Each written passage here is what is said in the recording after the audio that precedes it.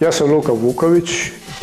Ja sam u funkciji predsjednika Kluba umirovljenika i starijih osoba sa Zači.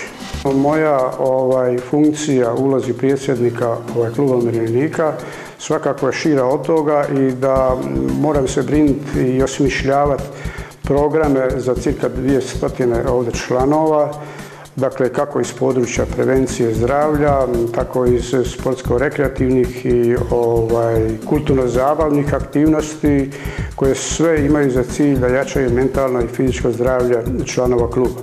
Osobno sam volontirao, ali i mnoge akcije koje su bile na eko ili nekom drugom planu sam organizirao grupe od 10, 15, 20 ljudi. Proširili smo ove prostorije, ove dvije u koje ste sada. To su bile dugo godina, su bile derutne. Ja sam lično, odnosno osobno ja i kolega jedan koji smo to adaptirali, okrećali i priveli malo svrsi. Moja generacija, populacija je bila na dosta tih radnih akcija, možda i to jedan od vidova koji je ostao u meni. I danas sam sretan kada osobno učestvujem ili kada organiziram skupine 10, 15 ili 20 ljudi da izvršimo neku akciju, da se nekome ode za recept ili podigne lijekove.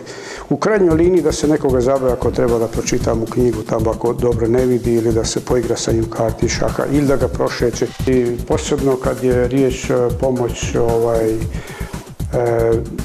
nemoćnim ili bolesnim osobama, bilo koje populacije, posebno iz populacije umirovljenika gdje ih je i najviše.